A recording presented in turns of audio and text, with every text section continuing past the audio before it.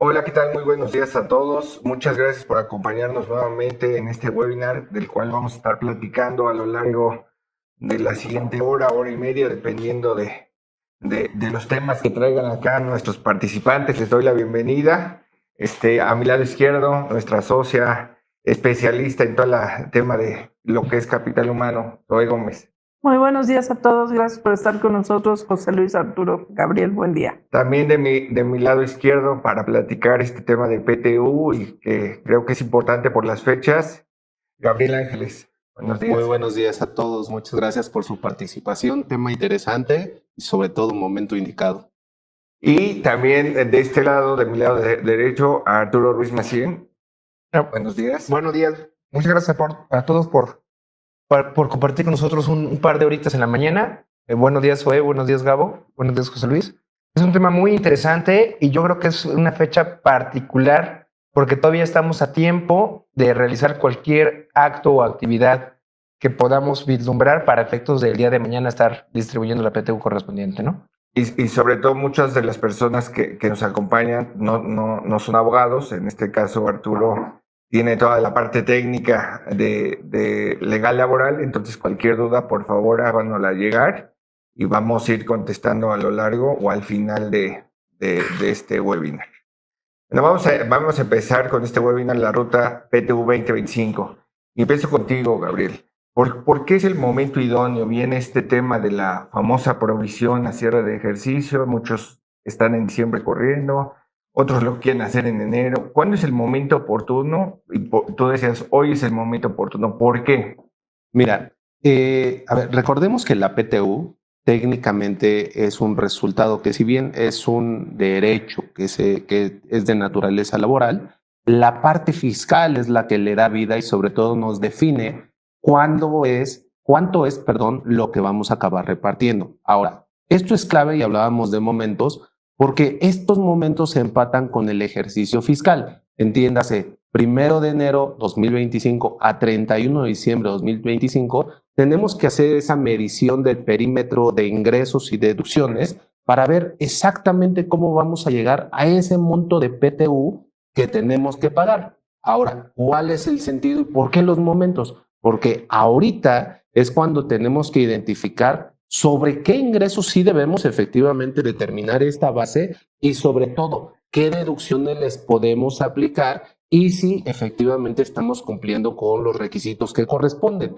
Ejemplo, tenemos gastos que típicamente hacemos al cierre del ejercicio, muchas ocasiones por el tema de naturaleza del negocio, pero que solo son deducibles en ciertos casos si efectivamente los pago.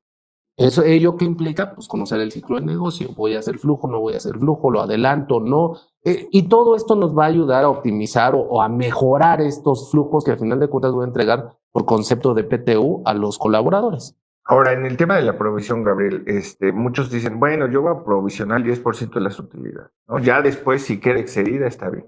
Hay quien toma su nómina y dice, pues 3 meses de nómina. ¿Qué es realmente el deber ser, digamos, con miras al cierre del ejercicio contable? Conforme a metodología, lo que tenemos que hacer, y de hecho lo ideal, es hacer un cierre, lo que llamamos un hard close de las bases fiscales para efectos de determinarlo. ¿Qué es esto? Pues básicamente entrar en un cálculo detallado fiscal, donde, por ejemplo, tengo que calcular efectos de inflación, el famoso ajuste anual, cálculo de deducción de inversiones, entrar a todo ese detalle para que yo tenga muy buena idea desde ya de sobre qué es lo que voy a pagar y cómo la voy a pagar. Perfecto.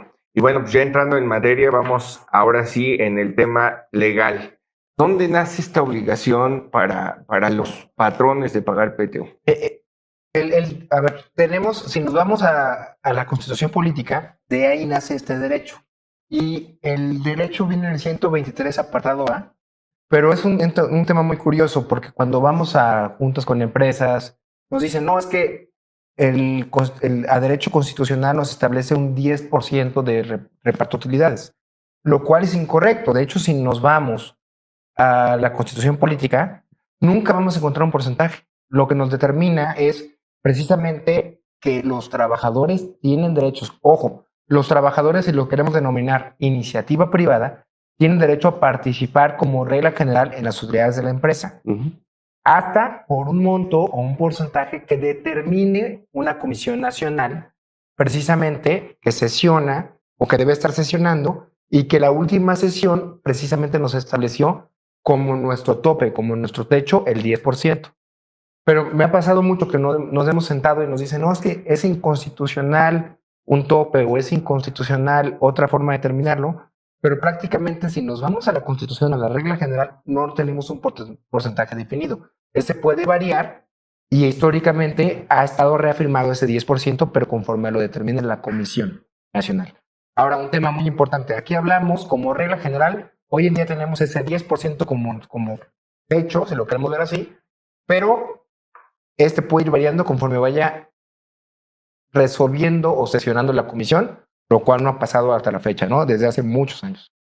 Yo creo que algo importante, José Luis, ahí, y tomando lo que decía Gabriel, es el momento ideal, porque venimos todavía, yo creo, con la resaca de la reforma del 2021.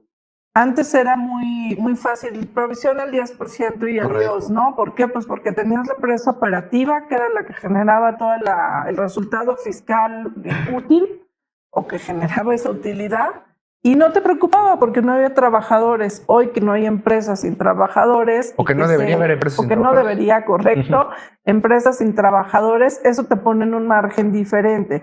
Entonces sí tienes que calibrar adecuadamente cómo vas a llegar a ese resultado fiscal para ver cuál va a ser tu impacto en la utilidad. Si es ese 10%, si son los 3 meses, tienes que hacer hoy la combinación de los últimos 3 años. Hoy, creo que antes fiscal le mandaba, ¿no? A recursos humanos. Ahí está el 10%, repártelo. Hoy no. Hoy de verdad es un tema de comunidad entre el área de recursos humanos para evaluar la nómina, con la parte legal para establecer quién es el que tiene ese tope, y lo vamos a ir viendo más adelante, y fiscal, cómo cierra con esa parte de los ingresos y las deducciones, ¿no?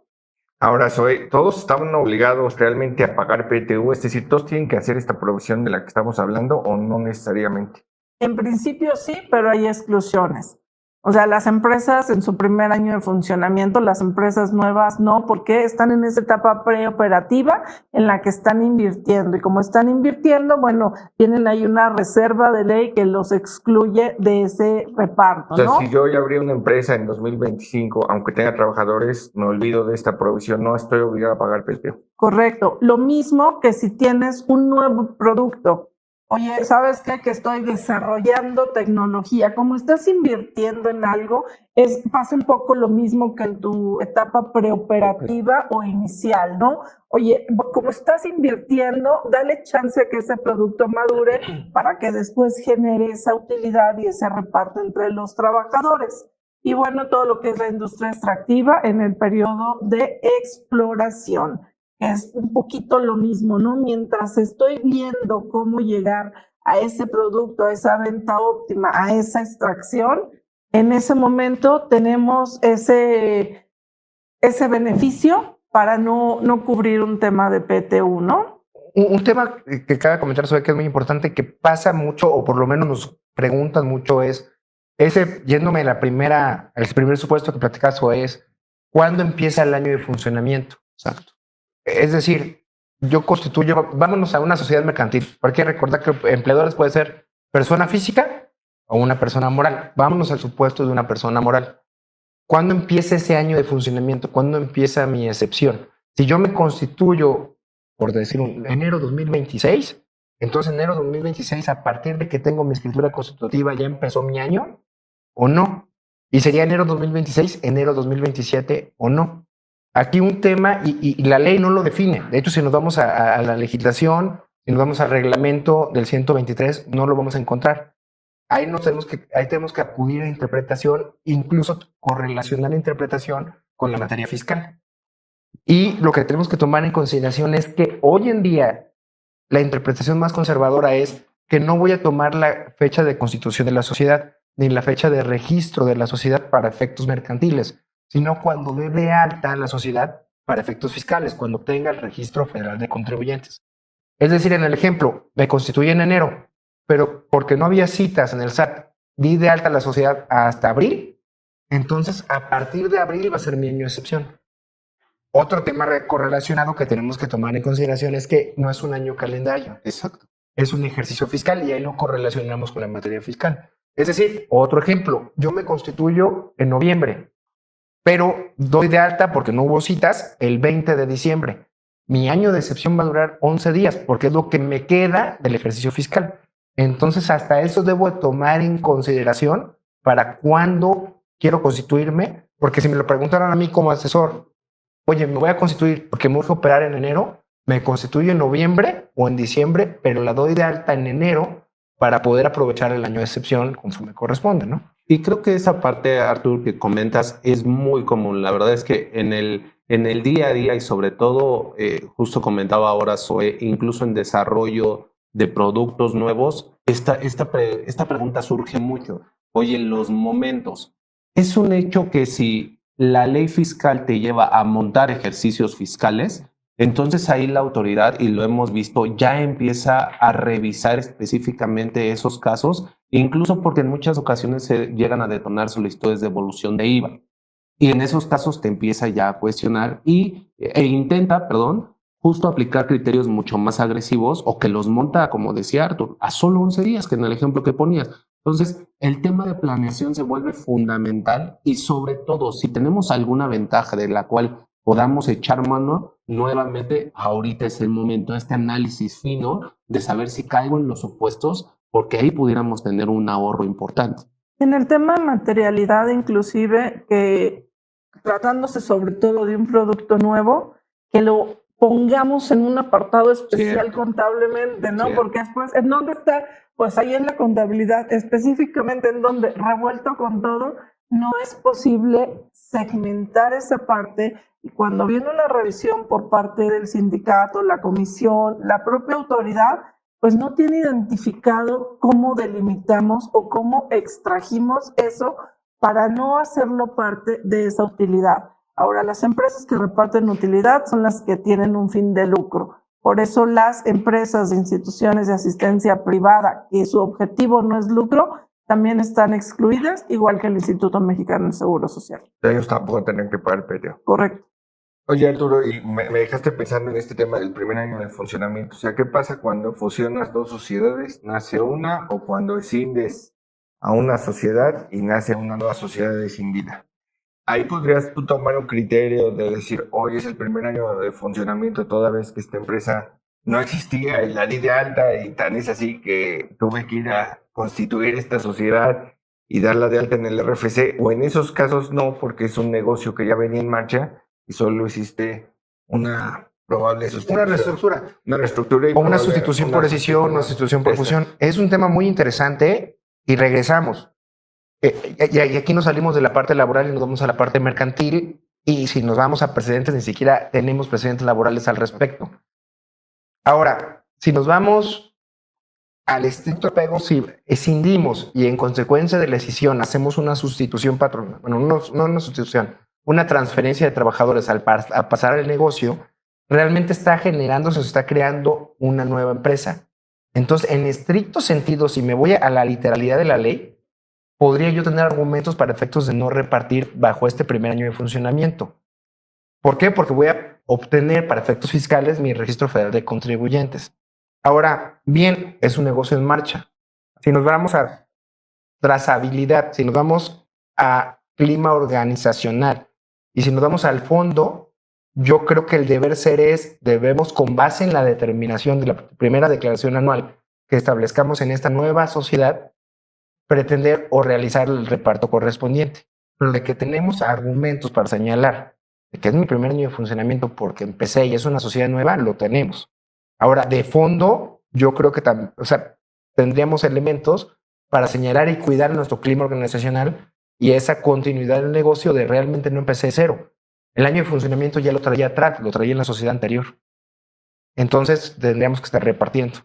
Lo que sí hay que cuidar es quién reparte esa PTU, porque muchas veces cuando las empresas se separan, en un lado se genera y el que la paga es el otro, ¿no? Entonces te queda descuadrado porque ¿de dónde pagaste si no traes una utilidad, no? Eso pasó mucho, si lo recordamos, en 2021, es vamos a fusionar o es más, no fusionamos, luego la liquidamos y vamos a sustituir a los trabajadores porque tenemos decepción, ¿no? Del requisito que hoy en día tenemos de transferencia de activos.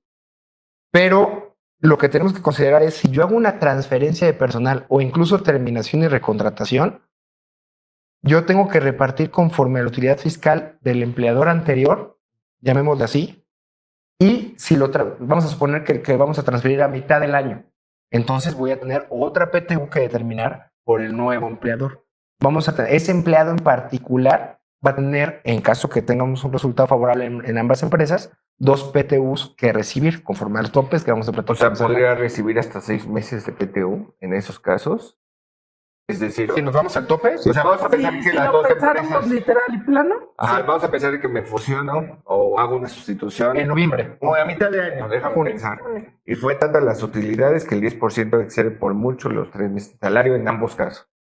Es muy probable que sí tengamos que pagar, digamos, a nivel grupo 6 meses. correcto. Y la parte interesante es que voy a terminar haciendo una comisión, que ahorita vamos a hablar de las formalidades, voy a tener que tener mi comisión mixta, mi proyecto de utilidades con trabajadores que ya no son míos, porque puede ser que me quede sin trabajadores, en la empresa A, en el primer patrón, y luego todas las formalidades en la empresa B. Y va a haber 2 momentos para efectos del reparto, dependiendo cómo los transferí. Es decir, la PTU no es por grupo empresarial, sino por entidad. Por entidad, por empleador, es correcto. Ujú. Entonces creo que es importante ahora sí ver fechas. Ya vimos que en diciembre va a ser importante el tema de provisión, ¿no? Y que esa provisión no nada más es agarrar el 10% o decir son 3 meses de nómina y listo. O sea, sí hay que hacer un cálculo como si estuviéramos cercanos a ese pago de la PTU para que la provisión contablemente sea adecuada. Ahora sí, en este calendario, o sea, ¿qué es lo que sigue? Ya, cierro el ejercicio, tengo mi provisión, aunque todavía no tengo una obligación de pago, ni siquiera probablemente la cuantificación exacta por trabajador. ¿Qué sigue eso? A ver, yo creería que sí y me gustaría cerrar esta parte de por qué es importante el momento, porque sí justo es el momento en que le puedes echar ojo a las deducciones, ¿eh? ¿Y qué estamos haciendo? Porque, como dices, rebaso por mucho el 10%, ¿a dónde me va a llevar? Híjole, a un pago enorme que a lo mejor valga la pena hacer una revisión mucho más profunda para ver si se puede atemperar ese efecto, ¿no? Pero bueno, ya cerrado el ejercicio, teniendo el registro, que además creo que Gabriel valdría la pena que igual, oye, ¿qué pasa si registro el 10% y el tope de los 3 meses llega al 7%? Digo, hablando porcentualmente hablando, ¿no? O sea, ese 3% es una expectativa de PTU, sí o no, o qué le tengo que hacer. Si alguien podría decir, oye, como tienes registrado ese 3% adicional, ¿me lo debes? ¿Lo debo? ¿Es un pasivo? ¿O en realidad no es un pasivo?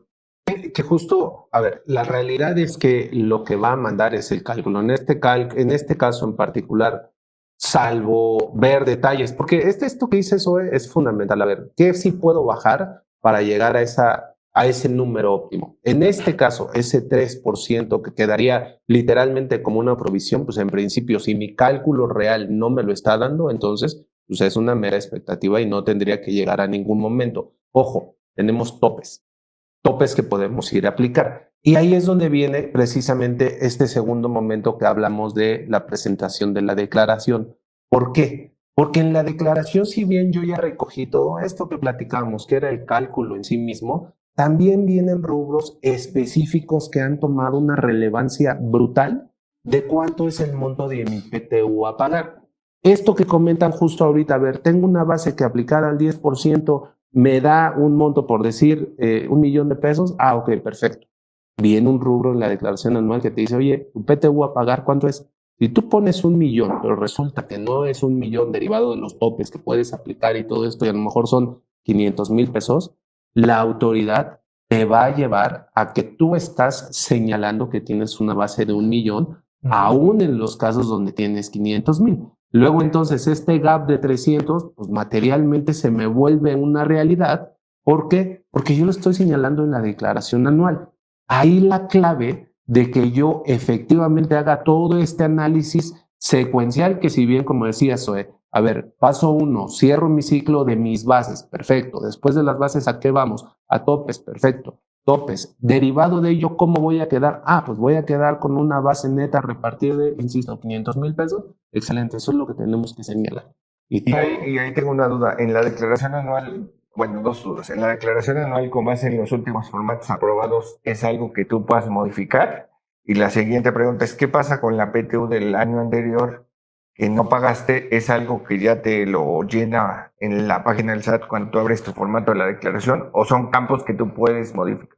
Justo, eso es fundamental. Hoy viene una sugerencia de llenado del rubro. Es decir, es una multiplicación del 10% de tu resultado, pero lo puedes modificar. Luego, entonces, al poderlo modificar, ahí ya te da la opción de poder aplicar estos bloques, que son los topes, y además incorporar, en este caso, PTUs no pagadas de periodos anteriores, que es que lo tienes que estar sumando. Entonces, nuevamente, ser cuidadosos. Aquí se vuelve fundamental esto que decía Zoe, en el tema holístico de cómo lo tenemos que ver. Ejemplo, PTUs no pagadas. Oye, típicamente el área fiscal no conoce quién sí vino y quién no vino a recoger su PTU del ejercicio anterior. Eso lo sabe nómina, ¿no? Solo lo sabe nómina. Los extrabajadores. Sí, y además, ¿sabes? Se viene un efecto importante porque se concatenan muchas áreas. A ver, en principio, si yo no conozco quién sí vino y quién no vino, a lo mejor lo que sí conozco es cuántos FDIs se emitieron. Y esos FDIs deben de cuadrarte contra un monto que te sugiere ya la autoridad en los formatos, que esos sí son inamovibles. Entonces, si tú no ves estos tres espectros y los integras para que te cuadren, entonces vas a tener muchos dolores de cabeza, porque de ahí es donde nacen las famosas revisiones electrónicas de la autoridad. Si bien yo puedo manipular el tema de la PTU, el monto que voy a repartir, todo te debe de cuadrar con los montos que tú pagaste el año anterior, los que vas a pagar en el año, y a lo mejor no hoy en la presentación de tu declaración anual, pero sí hacia el cierre y en el siguiente año vas a tener que identificar. Y ahí soy con el tema de CFDIs de nómina. Ya ves que muchos andan sufriendo al cierre del año porque la miscelánea te da hasta el 28 de febrero para hacer cualquier cambio, cancelación, sustitución, etc. Este tema de la PTU, si es un problema para las empresas hoy en día, el timbrado, o en realidad hay múltiples, digamos, factores que pueden afectar el timbrado de nómina y no necesariamente están vinculados con la PTU y no nos afectan el año. Fíjate que el timbrado de la PTU es de lo que más crisis ocasiona. Uno, el SAT solo te reconoce un momento de pago de PTU. Es muy importante. O sea, no lo puedes, si lo pagaste diferido, que no debieras de diferirlo, porque la PTU, una vez que la decretas, la estableces, ya no es tuya, es de los trabajadores. Oye, pero no tengo flujo suficiente, se lo voy a dar en parcialidades. Eso no existe. O sea, no, ni siquiera lo puedes hacer. Sí lo puedes hacer, el SAT no te lo va a reconocer. En un solo momento te reconoce la PTU. O sea, pero por ejemplo, si llega un trabajador en noviembre, déjame pensar, y dice, bueno, yo tengo un año de prescripción, ¿no? Que ahorita a lo mejor A ver, son dos cosas diferentes. Uno, cuando la pagas diferida, que no lo debieras de hacer, o sea, legalmente no está permitido. Por ejemplo, los anticipos de PTU, que muchas empresas buscan, o empleadores buscan anticipar PTU antes, incluso antes de la presentación. Incluso este mes, muchos en diciembre. Muchos en diciembre. Hay contratos colectivos que así lo señalan, Sí. Inclusive, que eso, ahí hay un criterio normativo del IMSS que no lo ve con buenos ojos, y ahorita vamos para allá.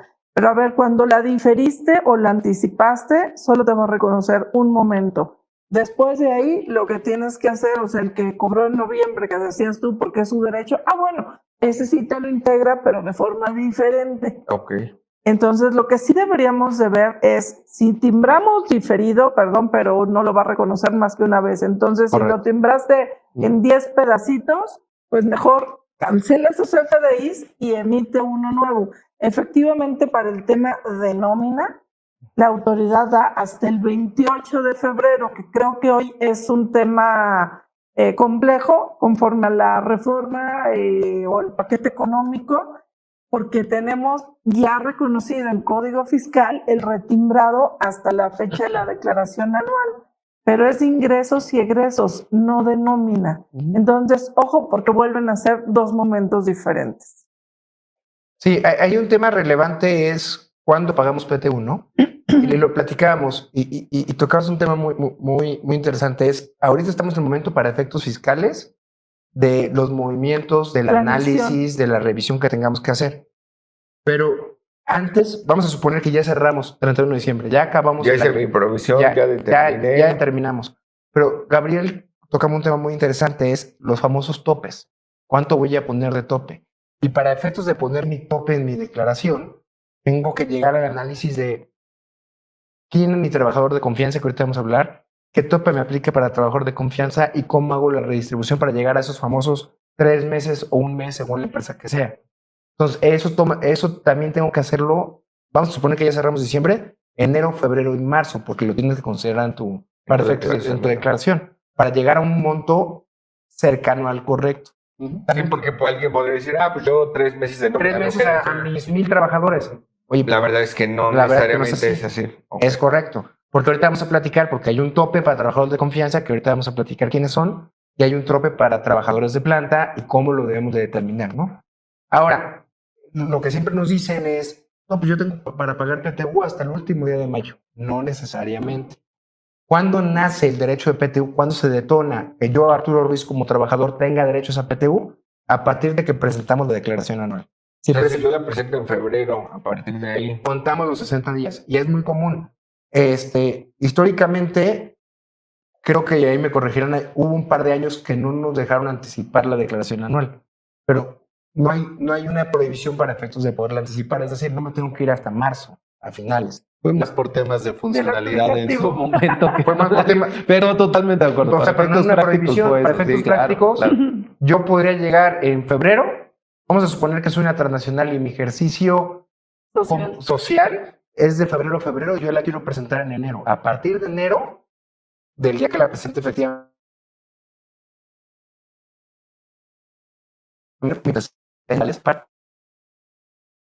ya estoy.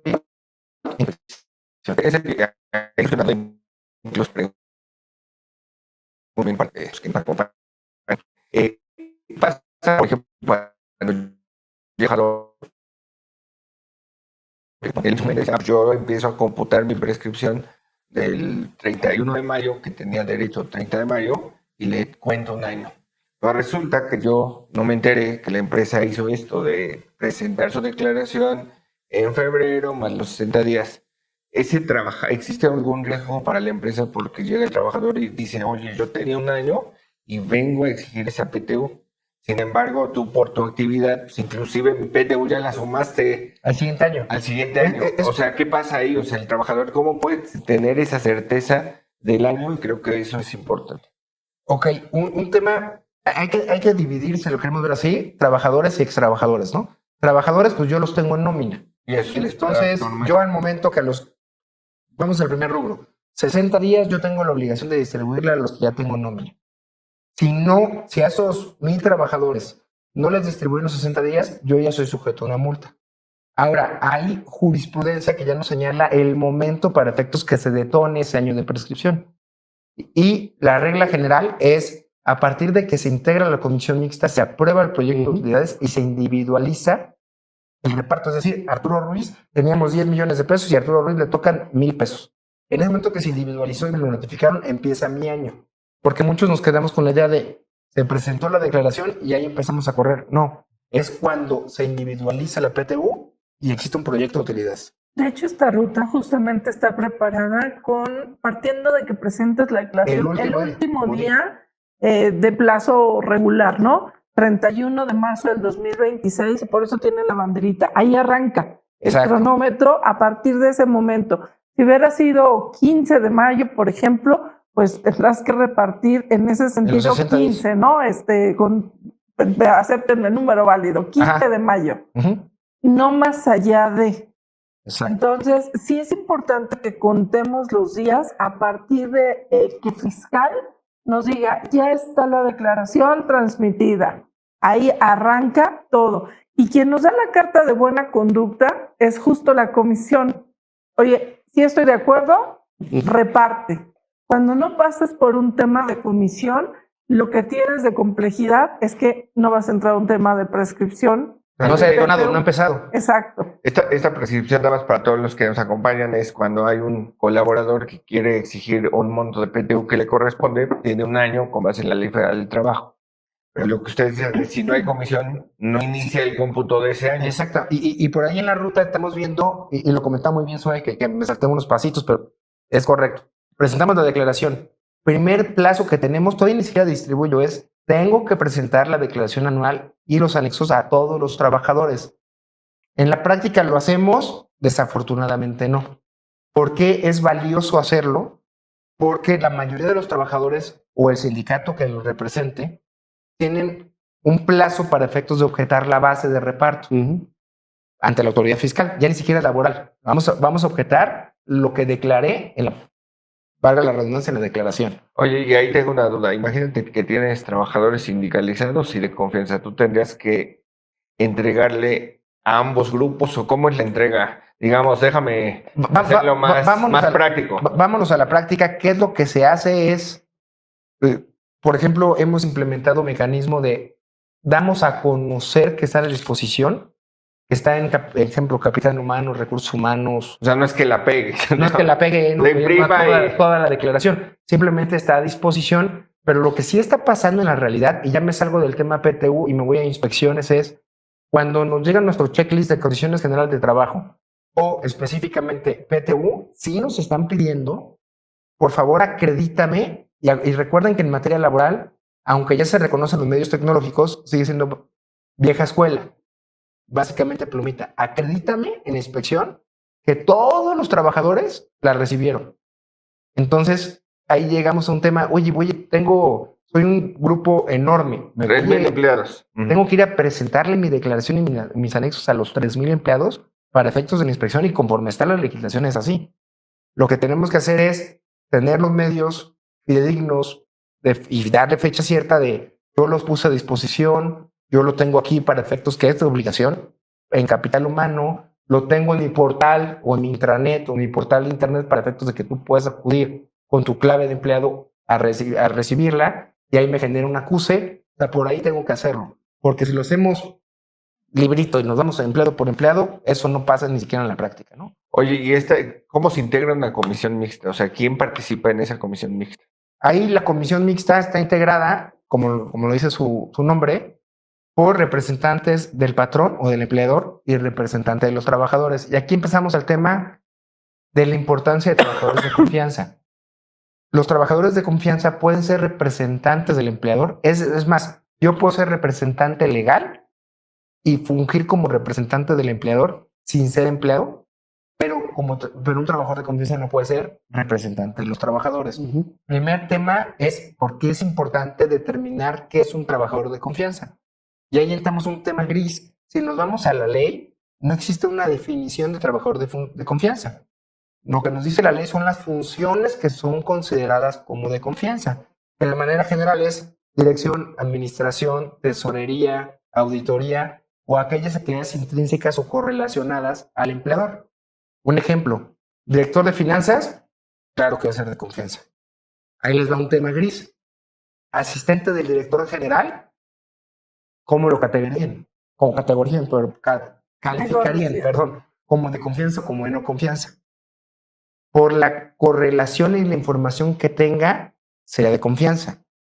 Chofer del director general, realmente por lo que escucha o la información a la que tiene acceso mientras está prestando sus funciones, podría ser considerado como confianza. Pero un chofer general o un asistente o recepcionista, aunque realizan actividades similares, no sería de confianza porque no tiene esa correlación. Entonces me tengo que entrar al barrido para saber, oye, no puedo poner o no puedo designar al asistente del director general como representante de los empleadores.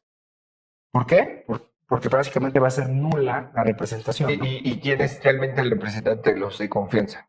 Los representantes de confianza podríamos designar a cualquier trabajador que sea de dirección, administración o, como lo decía, tenga actividades o acceso a información muy correlacionada o directa del empleador o del representante del empleador, básicamente.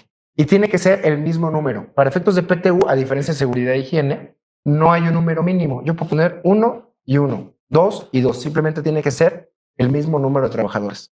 O sea, digamos que en este caso habría dos representantes, el de los trabajadores de confianza y el de los sindicalizados. Y dos de sindicalizados o de planta. Porque hay que recordar que muchas empresas, muchos empleadores no tienen un contrato colectivo o no tienen trabajadores afiliados a su sindicato. Oye, y eso también pasa muy seguido, no sé si lo han platicado con las empresas o les ha tocado. No, es que todos son de confianza porque no tengo sindicalizados. No, tenemos trabajadores de planta que son sindicalizables y que no pueden ser de confianza.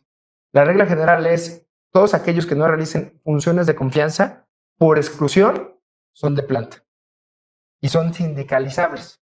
Y es como y ahorita vamos a platicar del cálculo y es como tenemos que hacer la división. Ahora, es lo que tenemos que identificar. ¿cómo se acredita, déjame ponerlo yo en la práctica, de que alguien sí tiene esas funciones de ser el representante? En los sindicatos parece muy claro, pero cuando no hay sindicato, o sea, ¿cómo acredito? Y digo, bueno, yo determiné que soy nuestra representante. O sea, ¿cómo se hace para decir, no, ¿sabes qué? Que Gabriel no estaba de acuerdo que eso era la representante. O sea, ¿cómo blindar esa comisión mixta para que no llegue un trabajador y diga, es que en esa comisión mixta nadie dijo, déjame poner que Zoe fuera el representante? O sea, como tal, no hay un procedimiento específico para efectos de la elección de representante. Y ahí entramos a que hay muchas comisiones que realmente tenemos la población de un volumen importante de trabajadores y no saben quién los representó. Es más, no saben ni siquiera que hay comisión mixta hoy en día. Aquí el tema es cómo blindamos.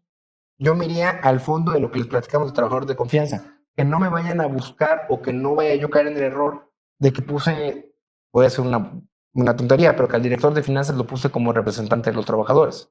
O al director de recursos humanos, que sí es común. Digo, pongo al gerente de recursos humanos porque tiene acceso a todos los trabajadores. Eminentemente es de confianza, no los puede representar. Yo lo que siempre sugiero es, vamos al barrido de los contratos individuales de trabajo, que muchas veces en el contrato no detallamos las funciones. Vámonos al protocolo de funciones correlacionado a cada una de las posiciones de nuestros trabajadores. Hacemos el barrido, determinamos y clasificamos. Estos son de confianza y estos son de planta o sindicalizables y con base en eso los nombramos. Oye, esa prueba de balas, no, porque el día de mañana, como la ley no te establece un procedimiento perfecto de designar a uno o a otro, tenemos que, o sea, no sería prueba de balas porque no hay un procedimiento, pero sí los robustecemos a efectos de señalar por qué puse a Juan y por qué puse a Pedro, con base en sus funciones. Ok, y bueno, ya está integrada la comisión mixta. Le entrego la declaración anual. ¿Cuál es la fecha que ellos tienen para sesionar y decir, oye, estoy de acuerdo con esta? No hay una fecha como tal. Vamos a suponer que ya entramos al 2026. Ya tenemos la presentación de la declaración anual. Es uno, y esto pasa en inspecciones, porque muchas empresas nos dicen, no, pues ya documenté a través de la comisión que presenté la declaración. Para efectos de una inspección no es suficiente. Como les platicaba, tengo que acreditar que se lo presenté a todos los trabajadores. Pero vamos a suponer que lo presento. Yo integro en febrero, vamos a suponer. En abril documento la presentación de la declaración anual, la sesión, y hago el proyecto de reparto de utilidades. Eso es un ejemplo, sería posterior a la declaración. Mi target es, presento declaración, pasan 10 días hábiles, dentro de esos 10 días hábiles, lo ideal es documento que le presenté a la comisión de los trabajadores y ahí ya sesiono para el proyecto de utilidades. Pero que me digas, que ahorita lo estamos poniendo para efectos ejemplificativos, pero que me digas, ¿tienes una fecha precisa por ley para sesionar? No, lo que te menciona es los 10 días hábiles y los 60 para efectos de reparto. En ese lapso lo tengo que hacer. Lo que sí es importante es que sí sesione la comisión. Es correcto. Porque la Ya que no sale papel. Exacto. La Secretaría del Trabajo sí tiene la facultad de entrevistar a los trabajadores. Entonces, cuando hace una revisión específica, que este es uno de los conceptos que le gusta validar, te dice, José Luis, tú vienes aquí. ¿Cuándo y dónde sesionaron? Pues no, nada más firmé. Ya se te cayó todo el proceso y entonces le quitas toda la estructura de validez y fecha cierta para todo el tema de vigencia de derechos de reclamo de PTU, ¿no? Y tú llega la secretaria y dice, no, pues a mí me lo pasaron a firma. Yo estaba aquí en mi escritorio y nomás. Correcto. Ok, y bueno, ya tienes el proyecto. Ya presentamos declaración, ya pasaron unos 10 días. Vamos a suponer que cumplimos con la presentación de la declaración a todos los trabajadores. Ya tenemos el proyecto, como mencionabas. Ahora, me voy al segundo plazo que platicábamos. A partir de que presento la declaración, ahí sí, la mayoría de los trabajadores, o sea, no uno solo, o el sindicato que lo represente, puede ir ante la autoridad fiscal y tiene 30 días hábiles para objetar la base que determine en la declaración anual. Entonces, digamos que la base se puede objetar, déjame ponerlo, hay dos casos. Uno, por petición de los trabajadores, o inclusive por las mismas revisiones que hoy en día practica el SAT, ¿no? Sí, y que fíjate que esos momentos también son muy importantes. Por ahí nos ponían una pregunta ahorita en la sesión. Decían, oye, ¿qué pasa cuando llega la autoridad, que en muchas ocasiones incluso nace de estas inspecciones, y te dice, oye, a ver, tenemos una discrepancia en tu base para efectos fiscales y ello tiene como consecuencia también pagos adicionales de PTU? Ah, bueno, en esos casos, lo que se hace típicamente es que se presenta una declaración complementaria y ahí nos resetea el ciclo. Es correcto. Sí. Otra vez hay que hacer este ciclo. Si nace precisamente la presentación de una nueva declaración, entonces empieza a correr esta nueva ruta.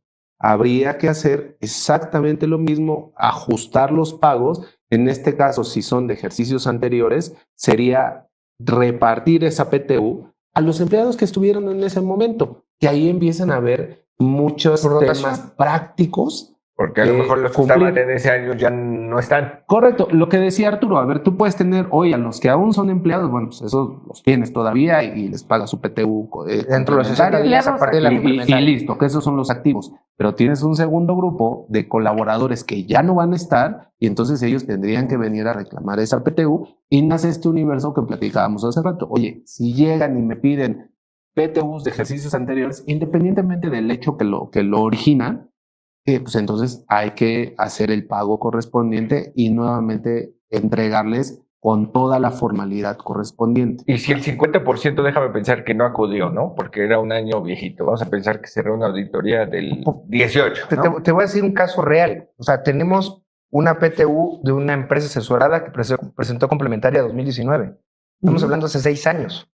Entonces se suma a los trabajadores de 2020. Se suma a los trabajadores que trabajaron en 2019 y lo que no se haya. Exactamente. El 50% no. Ahí te va un tema bien interesante que nos ha pasado mucho y nos preguntan mucho. De hecho, nos echamos un par de horas, Gabriel y yo, platicando eso. Vamos a suponer 50%. El 50% lo tenemos en casa todavía, les distribuimos, pero me queda el 50%. Platicamos y nadie vino a tocar la puerta porque un tema importante. ¿Cómo les notifico? Exactamente. No, yo como empleador no tengo la obligación de ir a buscar a mis ex trabajadores y avisarles, ya tengo PTU adicional. O sea, no tengo que publicarlo en un periódico de... Porque nos preguntan, oye, es que tengo la obligación porque es una práctica común, de publicarlo, hoy en día incluso en redes sociales, en un periódico o un diario. Realmente no tenemos obligación. Sugerencia, sí hay que hacerlo. ¿Por qué? Porque ahí detonamos para efectos de tercero más elementos para efectos de la prescripción. Pero obligación no tenemos, y mucho menos tengo la obligación de ir a buscar a mis ex trabajadores. Entonces vamos a suponer que presenté la complementaria hoy por 2019. Vamos a suponer que integré la comisión, todo bonito. Pasa mi año de prescripción y quedamos que se suma al ejercicio siguiente. Primera pregunta es, ¿a cuál? ¿2020 o 2026 o 2027? La ley no es clara. Lo que nos dice la ley es, si la PTU no reclamada se sumará al ejercicio, más bien dice al año siguiente del año del que fue exigible. Entonces, ¿cuándo fue exigible? Ahorita. Ahorita. Entonces, una interpretación es como fue exigible, aunque es 2019, no la debería sumar en 2020. ¿Por qué? Porque el día de hoy fue cuando fue exigible, entonces debería sumar al ejercicio siguiente. Pero ahora, vamos a suponer que hoy, noviembre, bueno, ya diciembre. Hoy presenté la declaración, hoy distribuí.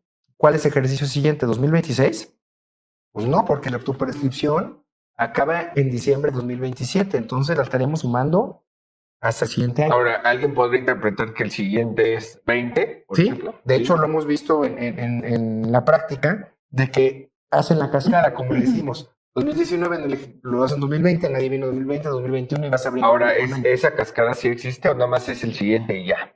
O sea, es decir, un año. Porque dice, oye, si no vienen, súmala al siguiente. Pero no te dice que si esa no es vienen, muy buena pregunta, vas a sumir al siguiente y al siguiente. Y es muy común. O sea, no es infinito. Entonces puede ser que... Es infinito hasta que no tengamos trabajadores. Porque, ejemplo, yo trabajé en 2019, pero ya me fui en 2020.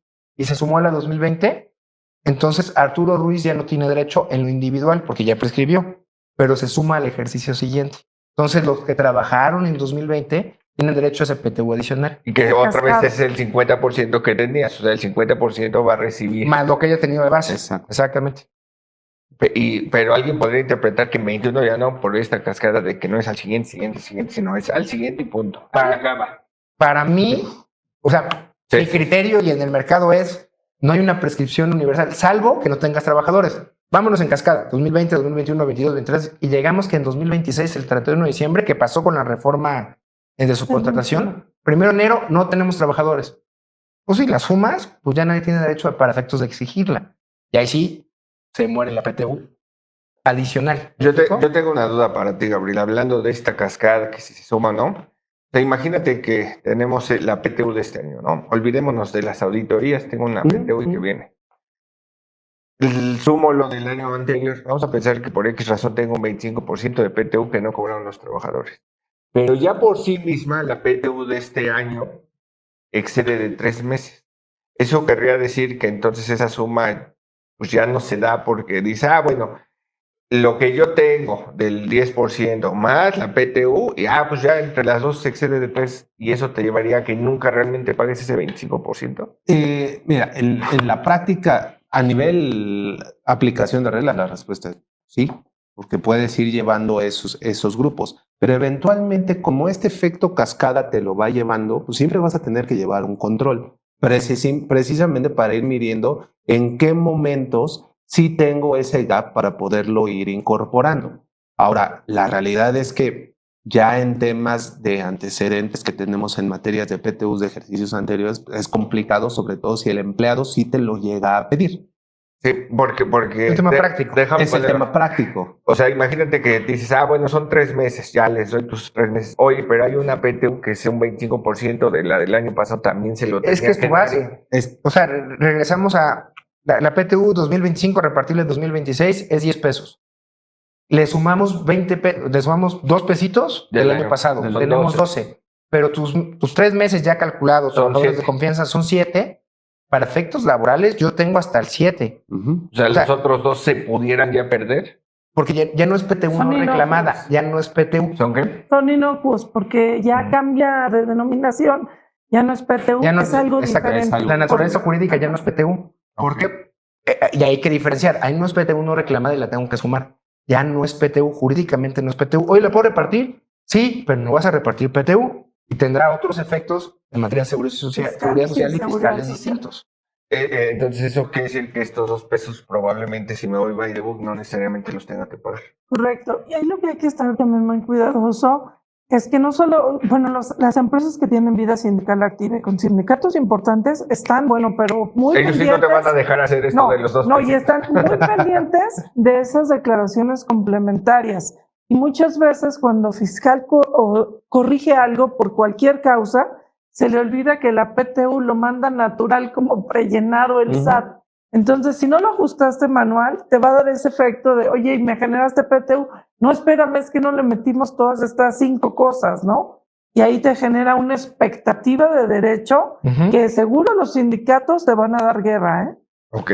Y bueno, siguiendo con esta ruta, entonces tienen 30 días para objetar la base. Ajá. Y luego 30 días hábiles vamos a para objetar pensar la base. que no se objeta la base.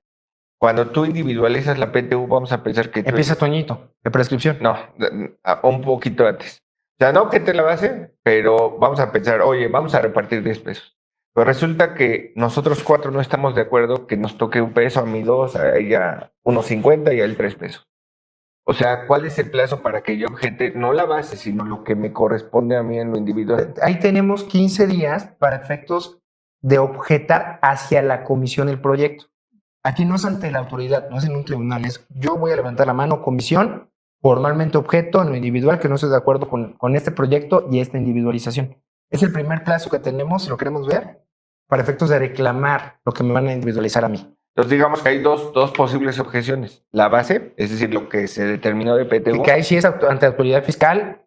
Y hay que llamar y te van a hacer una auditoría. Y es la mayoría de los trabajadores. O sea, no puede ir uno solo. O el sindicato, es correcto. Tendría que ir más del 51%. Es correcto. ¿No? Y está la de, oye, hay 4 pelados, déjame poner, que no están de acuerdo con lo Le tienen que tocar la puerta a la comisión y decir, no estoy de acuerdo respecto al proyecto. O sea, 1, 4 o 20, ¿no? Entonces, dado esto, ya una vez que todos nos pusimos de acuerdo, surgieron las objeciones, ahora sí pagamos. Ahora sí pagamos. Y tenemos esos 60 días naturales a partir de la fecha de la presentación de la declaración y pago de impuesto. Un tema importante, ahorita que estamos hablando de la ruta del PTU, ¿qué pasa si presento la declaración y tengo pérdida? ¿Tengo la obligación de integrar la comisión mixta o no? La respuesta es sí. Muchas veces nos dicen, no, pues no tengo mi compliance laboral respecto a PTU porque no tuve utilidades, tuve pérdida. Digo, ni siquiera presenté la declaración. Si no presentamos la declaración a los trabajadores, ese plazo que tienen de 30 días hábiles para objetar la base no ha pasado. Nunca se detonó. Entonces puede pasar 1 año, 2 años, 3 años y te objeten la base. Y hay precedentes al respecto.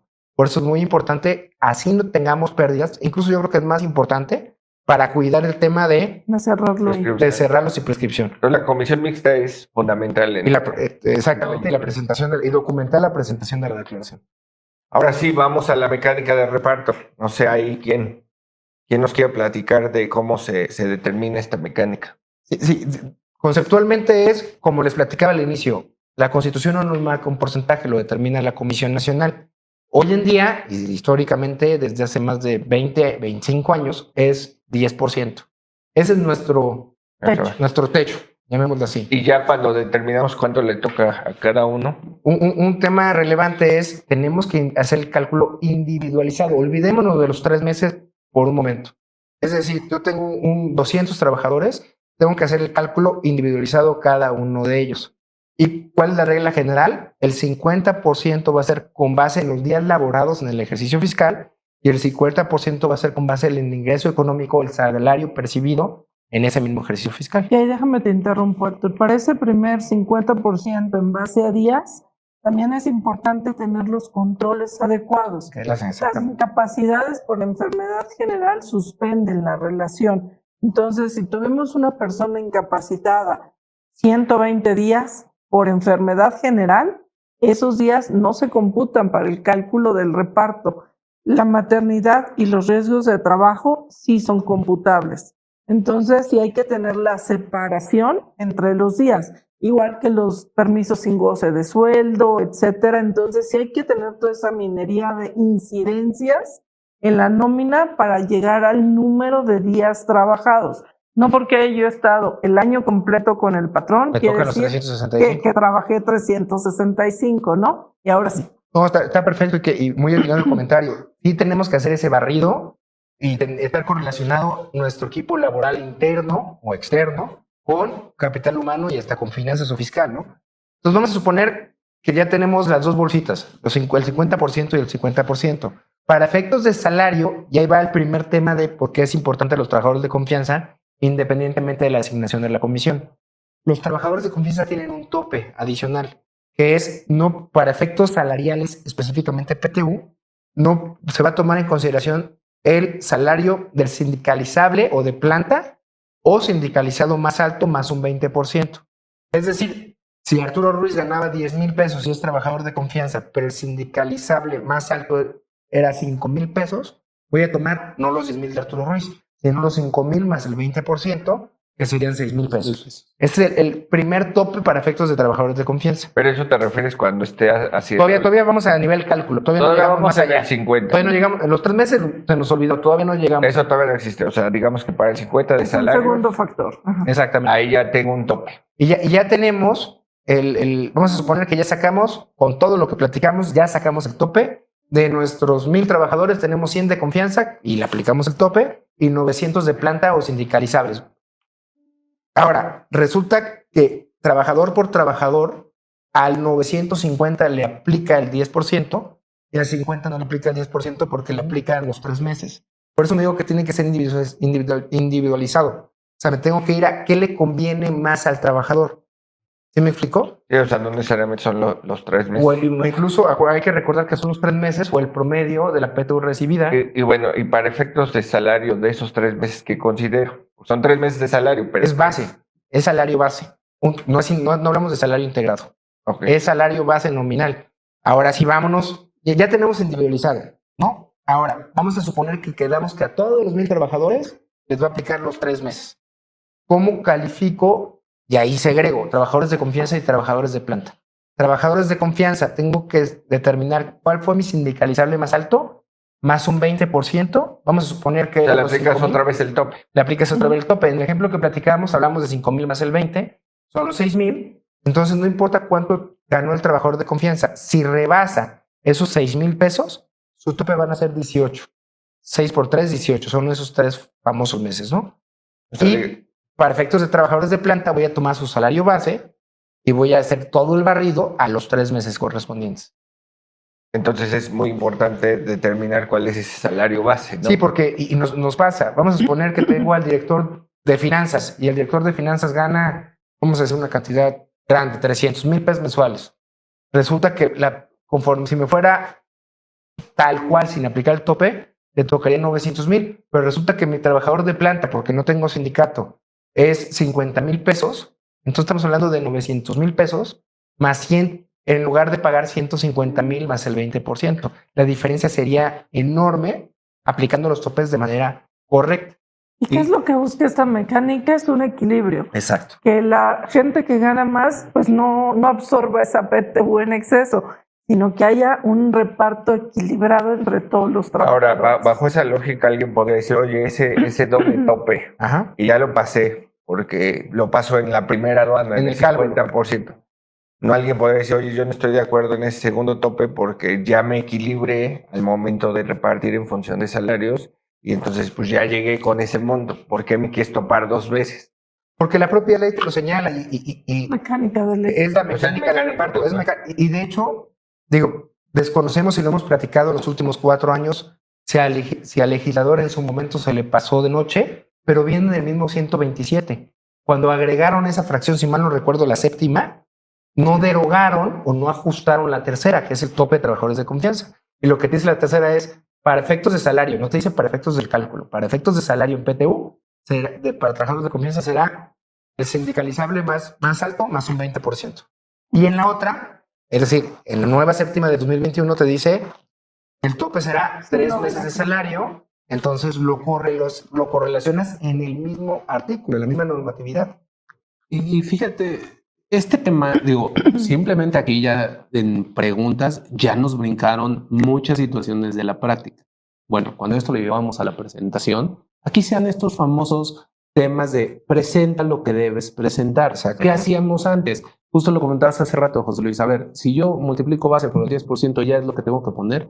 No, porque falta todavía toda esta mecánica y en muchas ocasiones se nos está yendo ahí sí en tiempos porque no estamos anticipándonos con las áreas que deben hacer el cálculo individualizado correspondiente. Ejemplo, las incidencias que platicabas ahorita. Las incidencias 100% es de nuestros equipos que están administrando al personal, RH, la nómina. Eso no sabe ni finanzas, no sabe legal, por eso es correlacionado. Exacto, y si ese barrido lo hacemos únicamente aislado a la parte fiscal, se nos están yendo este tipo de detalles, que dicho sea de paso, esto que comentabas ya en la práctica es muy común, que de repente se presenta una primera declaración, una declaración normal, donde se dejan los topes altos, en el caso que planteabas el 1,5 millones casi, y debieran de quedar los 300,000, 400,000 pesos. Y ahí ya estamos dejando un mal antecedente, ahí sí con los trabajadores, porque ya es una declaración firmada por el representante legal. Oye, ya dejé el precedente para efectos del reparto del siguiente año. Claro. Y un tema muy relevante, o sea, vámonos a quitarnos la cachucha laboral, es si no pago el tope de trabajador de confianza, es decir, yo agarro lo que platicamos, los 250,000, 200,000 pesos, 300,000 y multiplico por 3, se lo pago. Realmente, eso que pagué arriba del tope de trabajador de confianza Cambian la naturaleza jurídica. es correcto, no es PTU. Y al no ser PTU, ¿qué es? Es algo diferente, integra salario y que Exactamente. acumula base. ¿Y pagas siempre sobre nómina o no? Sí, claro. Sí, ya. Es que lo cambias de naturaleza, entonces es una gratificación, es un pago extraordinario, que la recomendación es que siempre lo traten como extraordinario para no generar un Derecho tema adquirido. de obligación o derecho adquirido. Y en ese momento, pues pasa por todas las bases grabables. Oye, es que al IMSS ya no le llega, porque ya es un topado, ya está en el tema de los 25 UMAS cotizando. Ajá, pero para efectos de presentación causa un excedente en la cotización y para efectos del impuesto sobre nómina si es base de pago y para efectos del impuesto sobre la renta también es un concepto que acumula. Oye, y por ejemplo, en el tema de trabajadores de confianza, perdón, eventuales, ¿hay algunos limitantes o cómo ellos computan para los días? Ellos tienen al menos 60 días que haber trabajado para que puedan ser elegibles en el cálculo o en la base de reparto. Oye, ¿qué pasa con estas nuevas modalidades de De contrato, prueba. de capacitación a prueba? ¿Cómo funciona? Si yo no tengo todavía un contrato definitivo, Es que sí lo tienes. Y justo iba a comentar eso. esos no son eventuales. No son eventuales. Por ejemplo, yo contrato a prueba. Hay que recordar que a prueba puede ser 30 días. En ciertas posiciones se puede extender. Ojo, extender no quiere decir que lo voy a prorrogar. Te señalé 30 días y luego me voy a 180. Sino desde el inicio puedo señalarlo a 180 días Okay. cuando hablemos de trabajadores de dirección, de administración, de finanzas o profesionistas o técnicos. Pero vamos a suponer que lo contraté por los 30 días o por los 60 días o por los 90 días. Es un contrato indeterminado sujeto a un periodo de prueba. Tu relación jurídica, tu relación laboral es por tiempo Permanente. indeterminado. Entonces ahí nos salimos de la excepción de los 60 Entonces, días. aunque no le renueves, él sí tendría derecho a la PTU por ese periodo que estuvo en ese año. Sí, exactamente, por un día, por 2 días o por 60 días. Ok, ahora, ¿qué pasa? No sé, ahí, Gabriel, con el promedio de los últimos 3 años. ¿Qué pasa si tuve utilidades, pérdidas y... Justo ahí prevé esta situación, porque lo que te dice es, si yo no estoy teniendo utilidades, que es común, o sea, platicamos de incluso negocios que van apenas comenzando, pues en los primeros años no vas a tener bases, o incluso puede ser que ya hayas tenido bases y que en algún momento, por alguna situación, nuevos negocios, el ciclo cambia, estás generando pérdidas. Bueno, en esos casos, lo que te dice es que vas a tomar de referencia la PTU pagada en los últimos 3 ejercicios. ¿Cuáles? Donde hayas tenido utilidades, precisamente. Y que eso es lo que tenemos que tener en cuenta y ser cuidadosos, porque, a ver, ¿son 3 ejercicios los 3 hacia atrás o son donde haya habido utilidades? Que obviamente eso te cambia el panorama diametralmente. Sí, porque alguien puede sumar, oye, pues en este año no hubo, entonces... Dos preoperativos. Preoperativos. Exacto, claro. O el primer año de funcionamiento, ¿no? Que ahorita platicamos. O alguien podría decir, oye, yo llevo un año en la empresa, o sea, esto de los 3 años, ya hablando individualizado, pues ni me aplica, porque yo acabo de llegar, o sea, no me ha pagado 3 años. Estos 3 años, ¿cómo se miden? ¿Por empresa? ¿Por persona? ¿Cómo es? Hubo un criterio, o existe un criterio que es por posición similar o análoga. Ya si lo compartimos o no lo compartimos técnicamente es otro O sea, tema. no importa que yo no existía en el 24. Si entras como director de finanzas y el director de finanzas anterior o la posición análoga recibió 10 pesos de PTU y ahí va a ser repartible, hay un criterio, incluso ya hay un criterio, esta es aislada, tendiente a ese sentido, de que tendría que tomar esa posición si no hayas estado. Entonces, digamos que para efectos de esto sería individualizado el promedio de los últimos 3 años.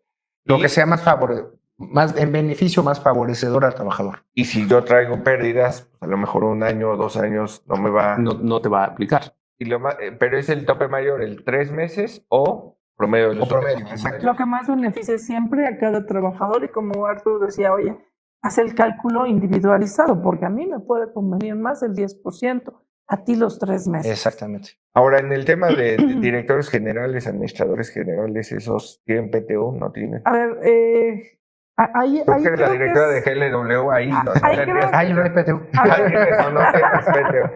A ver, ahí es complicado porque en realidad te excluye. ¿Por qué te excluye? Porque ejerces el mando, es decir, tú eres el patrón. Por ende, pues no eres sujeto elegible.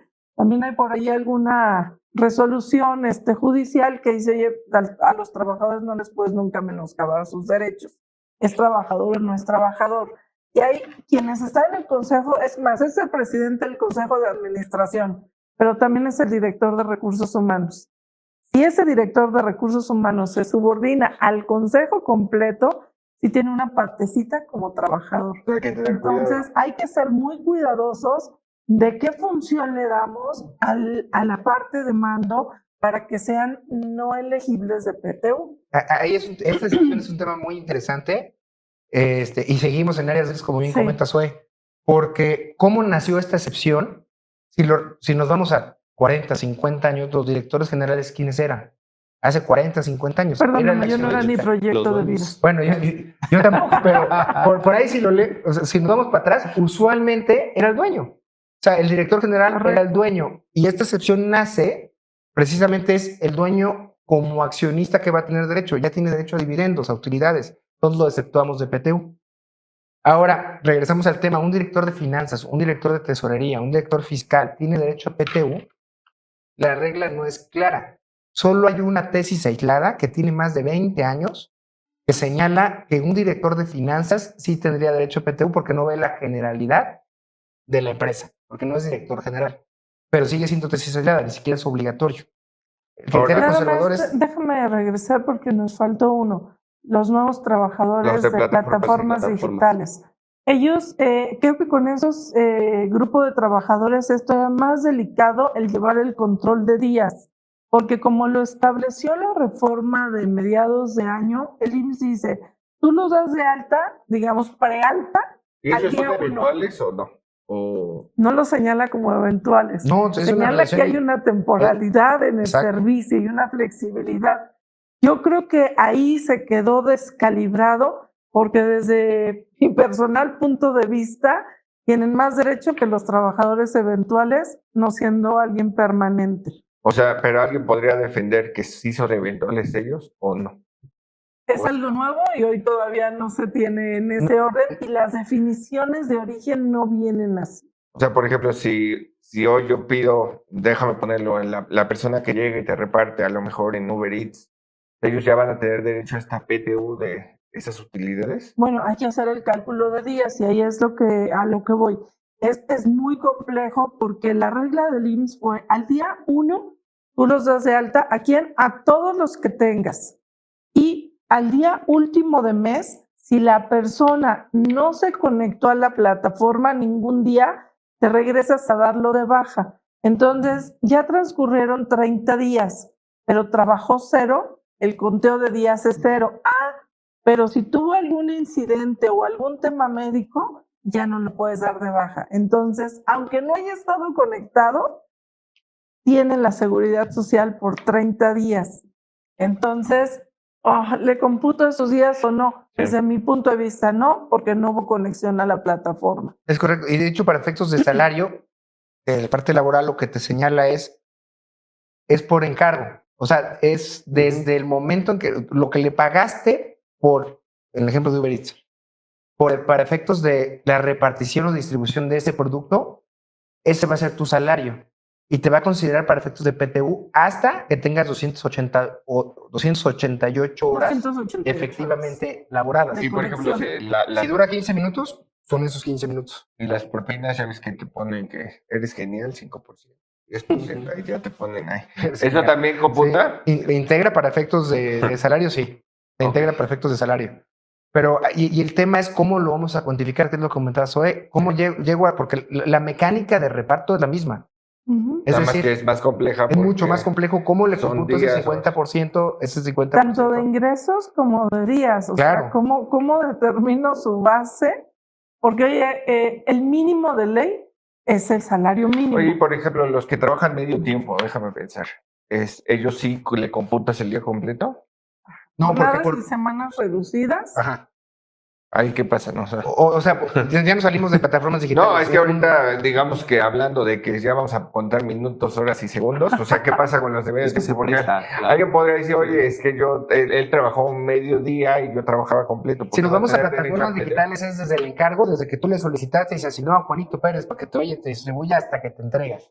Esa es la temporalidad. Duró 18 minutos, son 18 minutos para efectos de cómputo de la jornada. Ok. Siguiente encargo y siguiente encargo y Y siguiente para encargo. efectos de la gente normal en donde tienen horarios. Jornada o semana reducida. Exactamente, Ahí, ¿qué es el efectivamente elaborado. Si tú laboras 6 horas, pues, o sea, tu jornada son 6 horas porque es reducida. Pero Toma tu si jornada. trabajé los 365 días al momento de reparto, ¿me tocaría lo mismo que a ti? No, porque sería conforme a tu jornada efectivamente elaborada.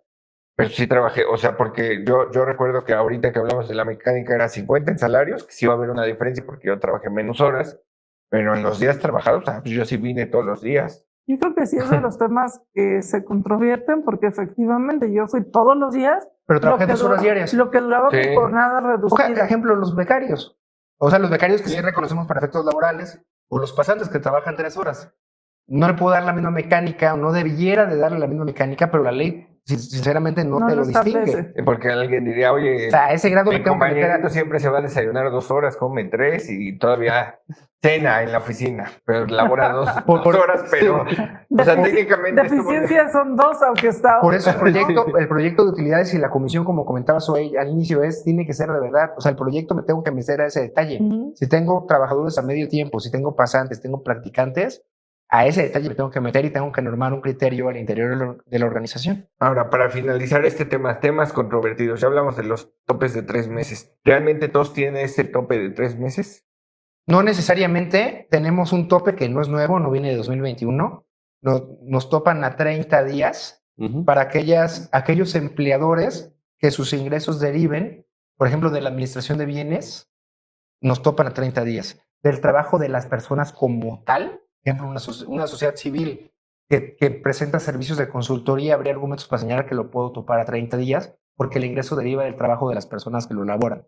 Ahí lo puedo estar topando. Ojo, hay jurisprudencias específicamente que te señalan, ejemplo, que las instituciones financieras no necesariamente les aplica esta excepción. Porque tendrían que tener ingresos exclusivamente. Ahí Exactamente. es de la administración de los Bienes que activos que proceden. generen intereses. O sea, hay muchas arrendadoras que hoy nos siguen en el webinar y, por ejemplo, alguien dice, bueno, pues yo doy el arrendamiento, si me dedico a esto, pero resulta Que recibo hay- otro tipo de ingresos. sí, porque vendo el bien. Al final del día termino vendiendo el bien, eso puede ser un monto importante. Sí, y que justo ahí es donde entramos ya a los detalles de qué sí y qué no. A ver, los últimos antecedentes que tenemos es que precisamente si tú percibes algún tipo de ingreso distinto a estos que comentaba Artur, pues ya no estás en el supuesto.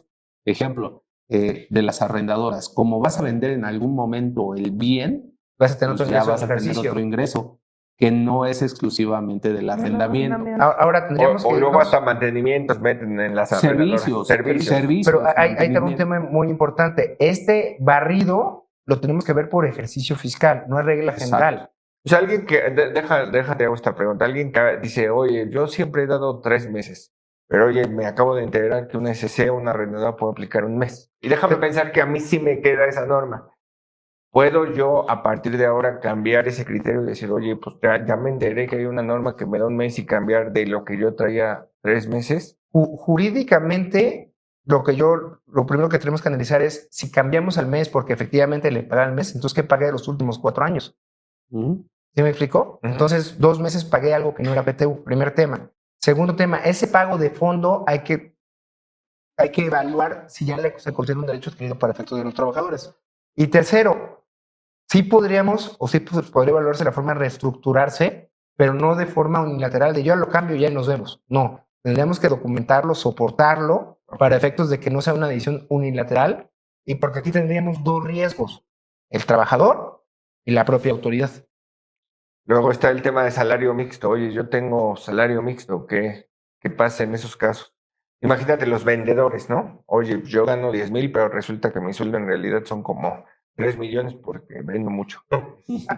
Ahí me toca mucho platicar este tema, por ejemplo, con comisionistas. Sí. Y hay que diferenciar entre salario mixto y salario variable. Si hablamos de salario mixto, solo hablamos de que tienes una parte fija, en el ejemplo que dabas de los 10,000 pesos, y variable sujeto a cualquier métrica que pongas mensual. Solo se tiene que tomar para efectos de salario la parte fija. O sea, los 10,000. Los 10,000. No, hablando de mixto. Si hablamos de variable, es otra mecánica. Ahí sí tenemos que tomar un promedio de las percepciones variables durante el año. Ok, entonces es solo, digamos que en el variable sí está regulado y en el mixto. Es el fijo. Ok. Oye, alguien podría estarnos escuchando hoy y decir, oye, pues esta es buena idea, ¿no? Le pago a todos, aunque gane, déjame pensar, 50,000. Ahora digo que el fijo son 10 y los otros 40 son por métricas, aunque ya sé que siempre lo van a ganar. ¿Eso se podría o no? No, eso es buscar erosionar bases de pago. Punto número 1, y es peligroso. Y la 2 es que cuando es una cuantía previa conocida, Sí. y además la vas a tener recurrente, cambia o la ley lo prevé como previa conocida. Y si es previa conocida, es base. Ok, entonces Y esto aplica también para aquellos que tienen prestaciones, ¿no? A lo mejor alguien dice, oye, yo gano 20,000, pero resulta que la base son Pero 15, recuerda que para efectos más de tengo PTU fondos hablamos de salario base. Exacto. Tengo fondo de ahorro, tengo vales de despensa, de restaurante. Más creativo, te contrato por 100% variable. Ahí sí el 20 del IFL del trabajo te dice El que promedio, los el comisionistas es tu promedio de comisión. O sea, Correcto. hasta eso hay que cuidar, digamos, a la hora de calcular Claro. estos topes. Sí, exactamente. Por eso hablaba de que no hay que confundir mixto con variable, porque el tratamiento es completamente distinto. Ok, y bueno, y finalmente cuando hay una determinante de crédito fiscal, ¿no? Que más o menos lo tocamos, pero hay un tema controvertido porque muchas veces llega el SAT y me dice, oye, me debes, vamos a tocar madera, me debes 5,000 millones, 3,000 millones, 1,000 millones o 1 millón. Pero no te determina PTU. Existe la posibilidad de que hay dos casos en donde sí te lo determinen automático y hay otros en los que no. Pero en ambos casos vas a presentar una declaración complementaria. Ahí, ¿qué pasa? Si no me lo determinó, entonces me echo la bendición y no cambio la PTU. Mira. ¿O qué pasa? Ahí el criterio conservador es, y regresaría, ahora sigue con los fiscalistas. Hay que diferenciar el fiscal con el laboral. Realmente, al momento que se determinó el crédito fiscal, para mí, desde la perspectiva laboral, o sea, se determinó el crédito fiscal y por lo tanto hay una base superior Aumentaron los ingresos o repartible. disminuyeron los Yo ya, trabajador, tengo el derecho. No me lo determinó la autoridad fiscal, que bueno, pero mi hecho detonador fue el crédito. ¿Sí me explicó? Entonces, de fondo, yo ya tengo el derecho. O sea, entonces, aunque no me determinara PTU, Para mí, de es fondo, intrascendente yo ya porque tengo el cambió. derecho. Sucedería con complementaria o por complementaria determinación de crédito. fiscal. Ahí Y les creo doy que un tema. eso que dices, José Luis, el tema de la complementaria es lo que detona todo. O sea, a final de cuentas, sí estás de alguna manera ajustando ingresos, deducciones para como lo quieras ver, y la base de fondo sí se está ajustando. Luego, entonces, el derecho del trabajador también se va a ajustar y se incrementa. Pero alguien podría decir, oye, yo le voy a poner 0. Está bien, adicionalmente, la verdad Sí, es que las autoridades y con los convenios de colaboración que tienen firmados, Lo notifican. el SAT sí le corre la cortesía a la secretaría y le dice, Ahí te va. está ajustándolo, ahí hay PTU. Tenemos muchos casos y no lejos, o sea, literalmente en los últimos 3 meses, que le determina crédito fiscal, recurren, se van a un medio de defensa, es más, desde el recurso, y le dan vista vía buzón tributario a la propia autoridad laboral ¿Sí? o a la Secretaría Estatal, ejemplo de Secretaría de Desarrollo Económico, ¿no? Ahora, un tema importante, me dicen, oye, pero voy a pelearlo. Sí, no va a presentar complementaria. Me Voy a pelearlo, yo me voy a pelear el crédito fiscal.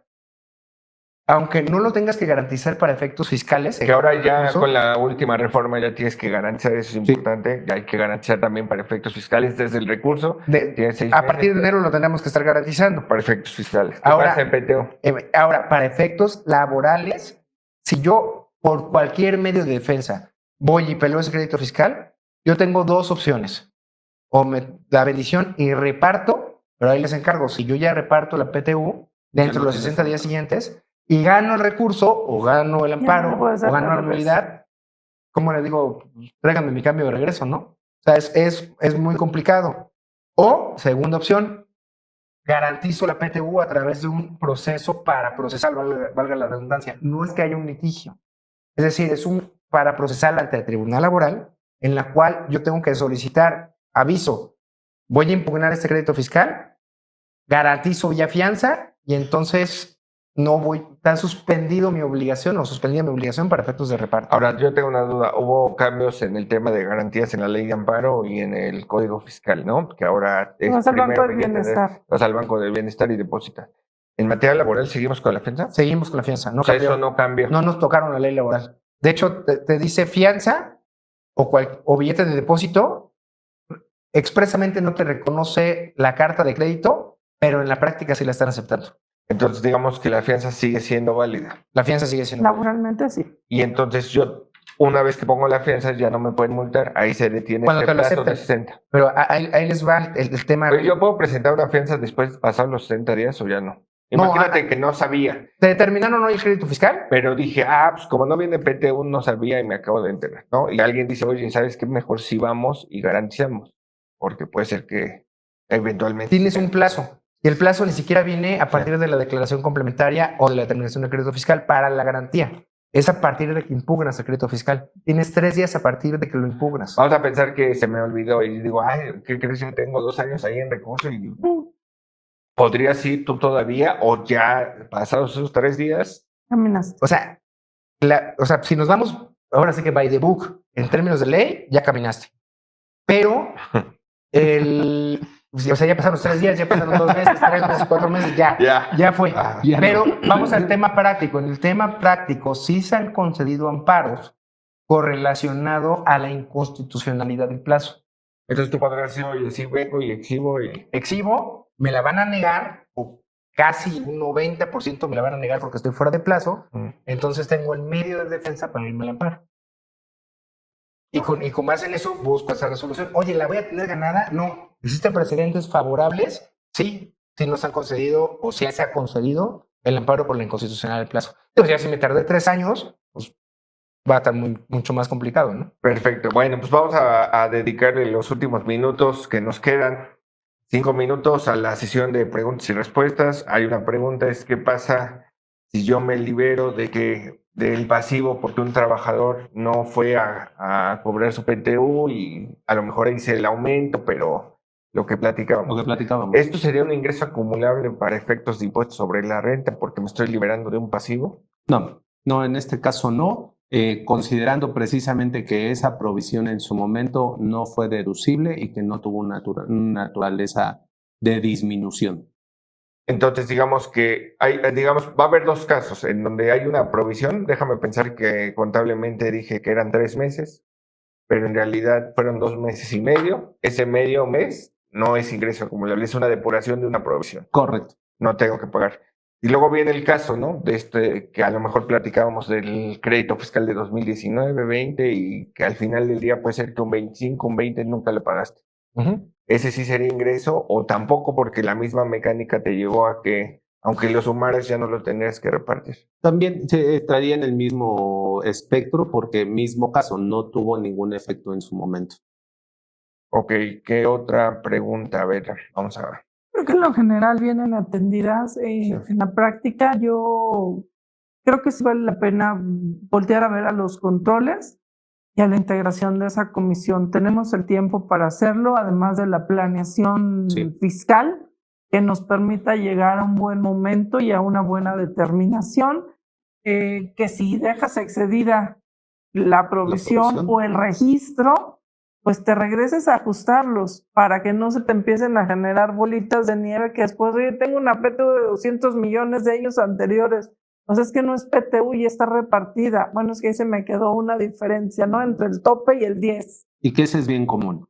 O sea, hay veces que cuando pasan estos casos, como comentas hoy, cuando hay que depurarlo da unos dolores de cabeza brutales porque surgen estas dudas.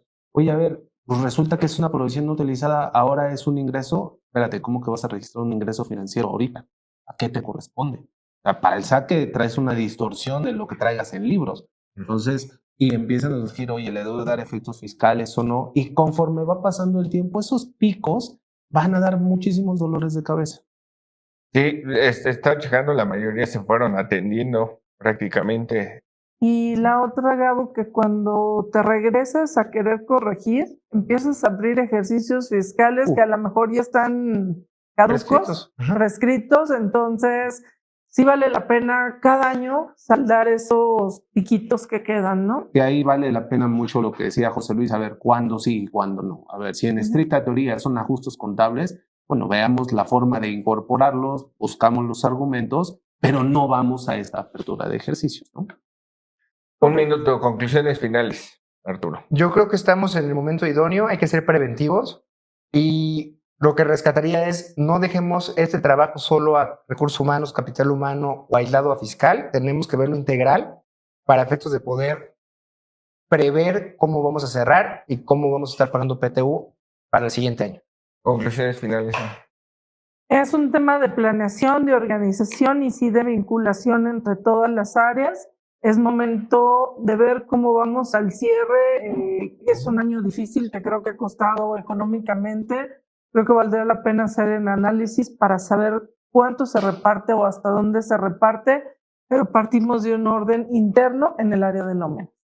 Gabriel, conclusión. Yo retomaría el tema de los momentos. Estamos ya prácticamente a la vuelta de la esquina con el cierre. Ahorita todas nuestras empresas están trabajando justo en cifras, en análisis, y hay que hacer un análisis detallado de oportunidades. Hay muchas deducciones que se pueden aplicar llevándolas bien, y ahí en esos huecos es donde nos podemos incrustar para repartir, como decía Zoe, lo que se debe. Bueno, pues les agradecemos a todos. Nos vemos en el siguiente webinar. Muchas gracias por su atención. Me despido. Hasta luego. Bye.